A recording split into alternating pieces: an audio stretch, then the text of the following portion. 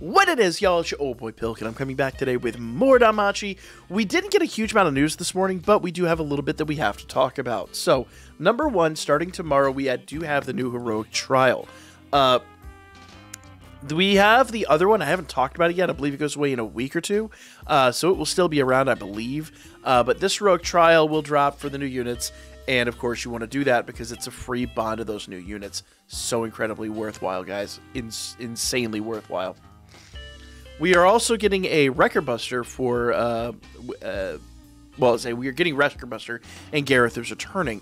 Now, Gareth is a bit different than most of the other Record Buster units, so we will have to cover him. I say that every time, and I always forget to cover him. But Gareth and Otarl are weird situations. Otarl is like raw RNG. Gareth is just extremely different in the way his Record Buster works versus others. So we'll try to talk about him if I remember, but I'm not hedging any bets on that, to be honest with you guys. But I will try. I will do my best to cover him because it is very different. Undertale Skira will reset tomorrow, as will the monthly Iris combo. This is a great way to get some hero lights. Remember, those reset on the JP schedule. So if you have your Undertale Skira rewards from this last one, make sure you acquire those today. By tomorrow, they will be gone. And it'll all be reset all over again. Now, here's the deal. The shops, the actual Irish shops and whatnot, I would say Irish shops, no, I'm sorry. The Cirrus and Dove Exchange, that will reset the day after that. But it is resetting. So make sure, like, basically tonight, to be safe, just clear all the shops. That's the biggest thing you can do, is just clear all the shops when you're closing out Wargame, when you're closing out, because I'm imagining most people, they either hit 7th zone on day 1 or on day 7. So most of you that are hitting 7th zone tonight, just after you've finished all that, clear out the shops, and you'll be good to go. Familia Royale, this is the big one I want to talk about, because this is back, and it is a little different than you remember. So basically with Rush, you know, it's like a raid boss event, right? These foes are hard to beat. It takes basically an entire Familia just spamming these events to beat them, and then after that, enemy 2 opens up, and then enemy 3 opens up. But remember, Rush is different. These enemies can be defeated. And there's two factors to this. Number one, how fast can you beat them? Number two, what's the biggest hit? Those are the two things that equate to a really good score. I'll cover this on Thursday when it drops. It's not dropping tomorrow. It's actually dropping Thursday. And I'll cover it, and we'll talk about teams you could build. I'm imagining, based on my summons, I'm not going to have all the new units, but we'll probably do pretty well on those summons, so we'll see about that. Remember, summons, we're going to finish up the summons tomorrow night, so wish me luck on that, guys. Tomorrow, 9 p.m. Eastern Time on stream, we will finish up the summons for the current banners. But neither here nor there. True Familia Royale. Enemy number 1 appears day 1. On day 3, enemy number 2 appears, and you can choose between which one you want to fight. Enemy number 2 tends to give you better numbers, but if you don't have the team for it, you can always go back and fight enemy number 1. It's about which team is going to give you the best numbers. On Monday, enemy number 3 will appear. This is single target.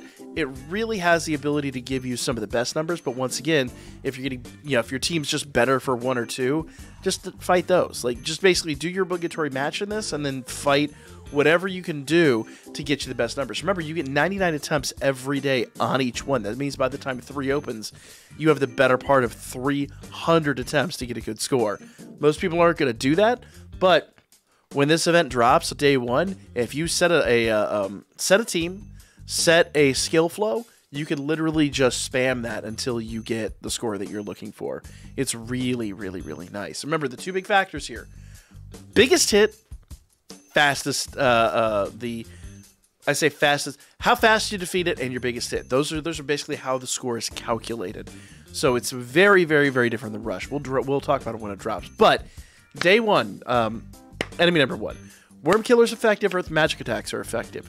They will inflict stun and poison. But let me tell you right now, for those of you that are new at the game, stun is the only one of these you have to worry about. If you have a healer on your team, poison is not going to be a factor.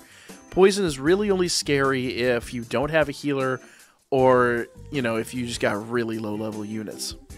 Allies increase physical resist and magic resist and AoE and single target. That can hurt. AoE attacks and physical and magic resistance here is going to be brutal to your score. So you either want to attack on turns where that's not in place or remove those and then attack. So, yeah.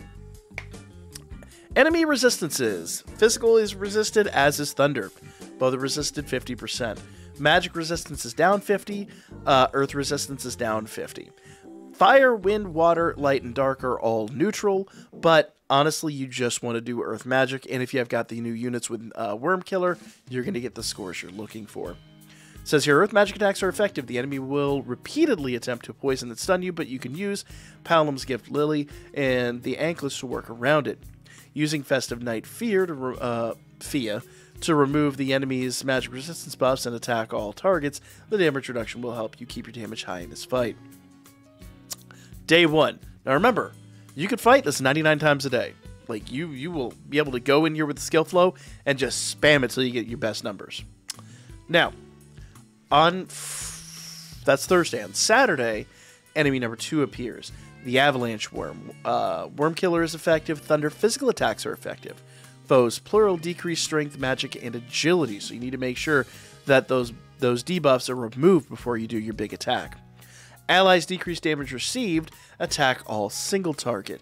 Single target usually tends to be the best on this one, but you do want some AoEs to work them to wear them out. Remember, these foes can be killed, so single targets are going to get you your best number, but AoEs are really what's going to get you to basically are what going to get you to your get you to kill them more or less.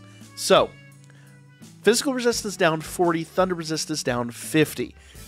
Earth resist is up 50, and light resist is up 50. Magic, fire, wind, thunder, and dark are all neutral. You really want to focus for a physical and thunder attack. With Worm Killer would be best, but that's really going to be the sweet spot. It says thunder physical attacks are effective. Fox's Gift Haruhime makes an excellent attacker in this battle because she can use her additional damage to remove strength agility debuffs.